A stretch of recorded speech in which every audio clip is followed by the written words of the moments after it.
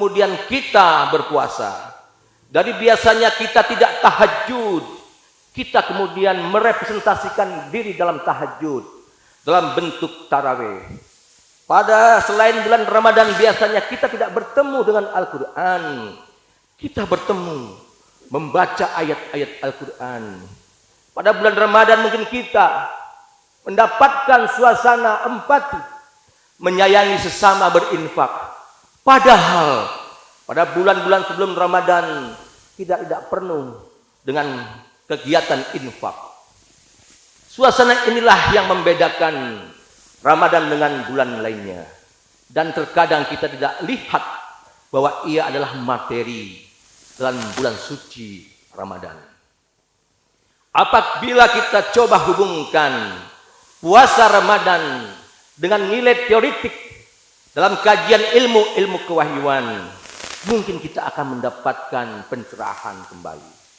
Di antaranya sidang Idul Fitri rahimakumullah, bahwa kita yang berpuasa Ramadan dirumuskan dalam konteks keumuman pelaku, kita adalah manusia. Dan manusia bisa dipotret dari sisi definisinya. Maka kemudian cobalah kita hubungkan antara dimensi Ramadan dengan posisi kita sebagai agen pelaku, yaitu manusia. Manusia dalam ilmu kewahyuan yang diwakili oleh salah satu tokoh dari para ulama masa lalu, misalnya Al-Ghazali, menyebutkan manusia itu mempunyai potensi bawaan. Potensi bawaan manusia itu adalah sekaligus sebagai pembeda antara manusia dengan makhluk Allah yang lainnya, dengan malaikat, dengan setan, dengan binatang. Tatkala kita berbicara manusia, maka aspek yang baku adalah melihatnya secara hakikat. Apa manusia itu secara hakiki? Kata Al-Ghazali dalam referensi yang diangkat oleh Mahmad Sani, bahwa potensi bawaan manusia itulah hakikat manusia. Manusia hakikatnya mempunyai potensi bawaan. Potensi bawaan manusia itu ada 3. Yang pertama adalah syahwat, yang kedua adalah ghadab, dan yang ketiga adalah quwwatul aqli. Syahwat itu adalah sarana untuk menyukai sesuatu. Manusia punya potensi bawaan menyukai sesuatu. Ghadab itu adalah sarana untuk membenci sesuatu. Manusia mempunyai potensi bawaan membenci sesuatu. Dan yang ketiga adalah quwwatul aqli. Manusia mempunyai sarana berpikir. Berpikir dengan hati. Lakum qulubun la yafqahuna biha. Mereka mempunyai hati, tapi tidak mampu berpikir dengan hatinya. Allahu akbar. Allahu akbar. La ilaha illallah wallahu akbar. Allahu akbar. Walillahil hamd. Sidang Idul Fitri rahimakumullah. Kita lihat hakikat manusia, bahwa manusia itu menyenangi sesuatu, membenci sesuatu, dan berpikir. Ketika teori ini dihubungkan dengan teori barat, bahwa manusia itu misalnya hayawanun natiq, kita akan buntu dengan pernyataan tentang hayawanun natiq. Manusia itu bisa bercakap. Kata Al-Quran, makhluk lain pun bisa bercakap. Manusia itu bisa berpikir. Kata Al-Quran, makhluk lain pun berpikir. Apakah dengan insting? Apakah dengan ilham? Apakah kemudian tidak difahami oleh masyarakat barat bahwa Allah terangkan pada manusia punya potensi akal hati? Dari sinilah kemudian Islam dalam konteks pemahaman khatib lebih menggambarkan suatu informasi teoretik yang universal, baku, dan bisa berlaku untuk siapa saja dalam berbagai disiplin ilmu di mana saja di dunia ini. Dari itu kalau kemudian kita ingin bijak, khatib mengajak dua teori ini dihubungkan dan menghasilkan konklusi bahwa sesungguhnya Quwwatul aqli itu bisa disebut sebagai sarana berpikir normatif. Adapun syahwat dan ghadab adalah sarana berpikir induktif. Manusia dengan potensi indranya, dia melihat sesuatu lalu menyenangi sesuatu itu, atau dia membenci sesuatu itu. Itulah berpikir manusia yang induktif. Berpikirnya diganggu, dipengaruhi oleh potensi indranya. Lalu kemudian manusia bisa berpikir tanpa induktif. Quwwatul aql, berpikir normatif, berpikir atas dasar referensi keagamaan, referensi ketentuan-ketentuan yang positif. Sehingga keduanya berpikir induktif, membenci sesuatu, mencintai sesuatu, menyukai sesuatu, bisa didetelisir oleh quwwatul aql. Lalu bagaimanakah caranya supaya kita mampu mendetelisir syahwat dan ghadab? Sidang Idul Fitri rahimakumullah, inilah Ramadan. Ramadan itu melatih kita untuk membangun quwwatul aql.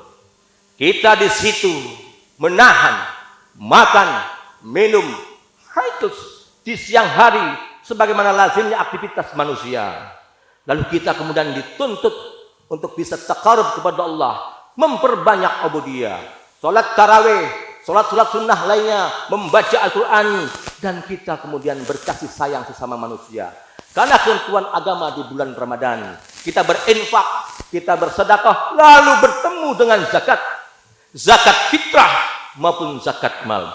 Itulah kekuatan Ramadan yang menggambarkan suasana kita digiring untuk punya potensi quwwatul aql yang stabil, sehingga kita mampu menetralisir syahwat dan ghadab kita. Disitulah sidang Idul Fitri rahimakumullah, hikmah atau kajian materi terhadap Ramadan, tanpa kemudian kita melulu melihat Ramadan dari sisi kewajiban dan dari sisi pelaksanaan sebagai rukun Islam. Harapan khatib, harapan kita semua, kita mampu memaknai Idul Fitri. Allah berfirman, a'udzubillahi minasyaitonir rajim, walitukmilul 'iddata walitukabbirullaha 'ala ma hadakum wa la'allakum tashkurun. Hendaklah kalian sempurnakan puasa Ramadan itu dengan sempurna sesempurnanya. Sempurnakanlah puasa Ramadan itu secara kuantitatif maupun secara kualitatif. Harus 1 bulan berpuasa Ramadan, tapi diisi oleh aktivitas Ramadan yang lazim. Lalu kemudian dari sisi itulah kita susulkan dengan menghinakan diri kepada Allah, bertakbir kepada Allah, Allahu Akbar, Allahu Akbar, la ilaha illallah, wallahu akbar. Takbir kita isi dengan kekuatan jiwa untuk bertemu dengan Allah. Tidak takbir dalam suasana kehidupan yang biasa. Hadirkan takbir itu sebagai dimensi bahwa kita melaksanakan karena paham Allah memberikan rahmat pada kita berRamadan untuk membangun kekuatan akal.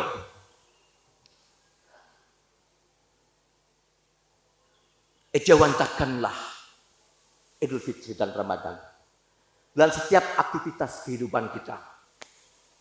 Aktualisasikanlah Idul Fitri dan Ramadan di setiap kehidupan kita. Idul Fitri itu adalah dimensi syukur karena paham bahwa Allah telah memberikan yang terbaik pada kita oleh Ramadan. Idul Fitri diartikan oleh para ulama. Khatib kutip satu saja dari Al-Jurjani, bahwa Al-Jurjani berpendapat Idul Fitri itu artinya adalah kembali kepada fitrah. Fitrah yang dimaksud adalah beragama Islam. Kata fitrah yang booming, yang dipahami oleh kita secara umum, adalah suci dari dosa. Faham ini adalah benar, tetapi harus dimantapkan dengan faham yang relatif ilmiah. Bahwa kita tidak hanya sekedar bebas dari dosa, tapi kita diajarkan oleh Idul Fitri untuk bersyukur kepada Allah dengan wujud kita kembalikan semua urusan kehidupan ini kepada agama. Karena hakikat Hakikat kita semuanya adalah beragama.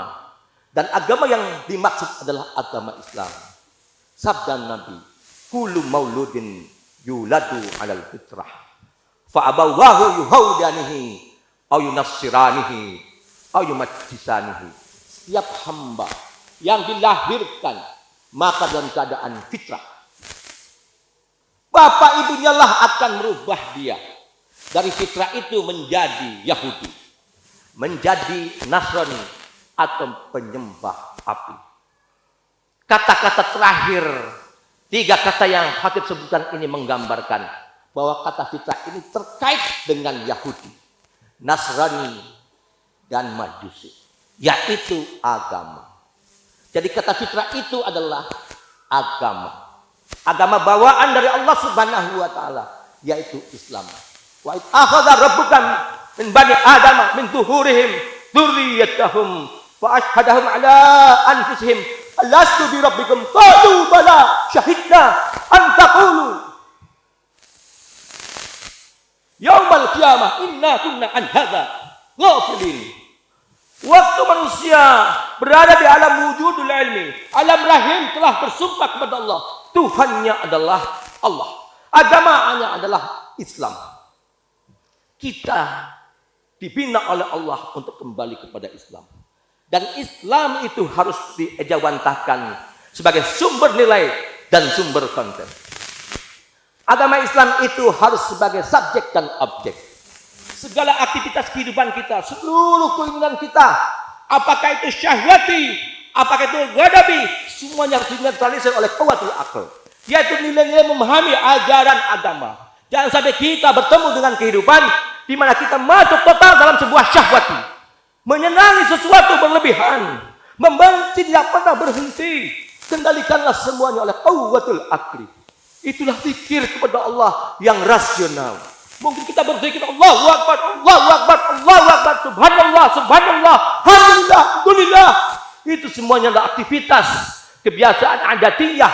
Bangunlah zikir itu dengan kepahaman yang tinggi, yaitu kuatkan dimensi kuatul akal untuk menetralisir seluruh kemampuan dan potensi bawaan syahwati dan ghadabi. Allahu Akbar, Allahu Akbar, la ilaha illallah, wallahu akbar, Allahu Akbar walillahil hamd. Sidang Idul Fitri rahimakumullah, kita akan bertemu dalam dimensi kehidupan. Apakah sebagai umat, apakah sebagai bangsa. Ingatlah puasa Ramadan ini, ingatlah Idul Fitri ini harus mampu mengendalikan kita dalam menghadapi kehidupan nanti, dalam berkeumatan maupun berkebangsaan. Jangan sampai kehidupan kita ini rendah dalam kehidupan, yaitu tidak mampu menetralisir kuatul akal, yang kemudian tidak mampu mengendalikan syahwat dan ghadab. Barakallah.